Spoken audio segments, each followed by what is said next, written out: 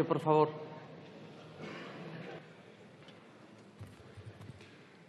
Gracias, presidenta. Buen día. Señor Rajoy, aunque usted no lo reconozca, Europa está en crisis. Hay una creciente desafección no tanto a la idea de una Europa unida, sino a las políticas que emanan de Bruselas, de Frankfurt, de Berlín o de Madrid. ¿Y eso por qué ocurre? Porque en Bruselas, Frankfurt, Berlín, en Madrid o en el Gobierno de la Generalitat no se hacen políticas que protejan a la gente ante el poder y la avaricia de los mercados. Ese es el problema. El problema es que el contrato social europeo, basado en más democracia y más prosperidad, está roto. Las actuales generaciones de jóvenes, las actuales, ya están viviendo peor que sus padres y sus madres. En las conclusiones de la presidencia del Consejo no se dice ni una palabra sobre pobreza, desigualdades, exclusión, ni una palabra. La pata social de la Unión Europea, ¿dónde está, señor Rajoy? ¿Dónde está el plan de empleo, las medidas contra el dumping social o las medidas reales para preservar la protección social y el estado del bienestar? Cuando ustedes hablan, y cito, de proseguir las reformas estructurales destinadas a modernizar nuestras economías, hay que echarse a temblar, porque la traducción de esas palabras vacías y rimbombantes es más reformas laborales, más recortes en las pensiones, más dosis de austeridad. Ustedes pretenden instalar un marco, economías cerradas frente a economías abiertas, libre comercio o proteccionismo. El dilema real es sociedades cohesionadas o sociedades fracturadas, una Europa cohesionada o dividida entre países creditores y deudores, sociedades donde la gente pueda vivir dignamente de su trabajo o sociedades precarias.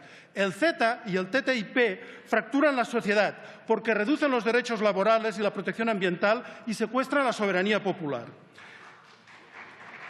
Europa también sufre una crisis moral porque su política ante la crisis humanitaria y los millones de personas refugiadas son una vergüenza. Hablan en las conclusiones del Consejo de apoyo a las autoridades libias, de vigilancia respecto a las rutas de migración, pero nada de las personas refugiadas, nada de los 25.000 personas muertas en el Mediterráneo, nada de las personas inmigrantes y refugiadas que han sufrido tortura, trabajo forzado, violaciones y ejecuciones en Libia.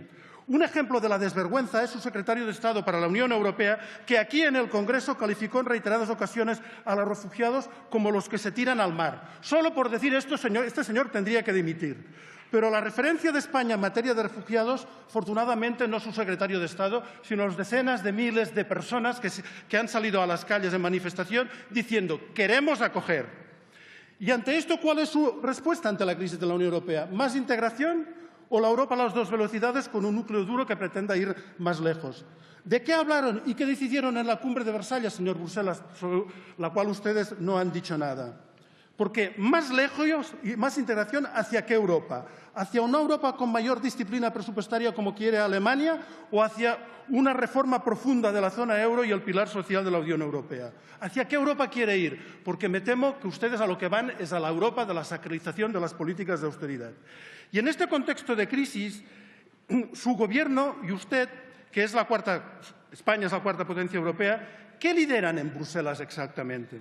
¿Lideran la acogida de refugiados, ni que sea por el deber moral de un país donde centenares de miles de personas sufrieron la guerra, la represión y el exilio? No. ¿Lideran las políticas de transición energética para combatir el cambio climático? No. El ministro Nadal se alía con los países del este contra Francia y Alemania que promueven las renovables y el autoconsumo. ¿Lidera la respuesta al incremento de la xenofobia y el racismo? La respuesta Trump, no. ¿Lidera a los países del sur para exigir el fin de las políticas de austeridad y fomentar la pata social de la Unión Europea? Tampoco. Son obedientes discípulos del gobierno alemán. Señor Rajoy, lidere algo, por favor, ni que sea poco. Gracias.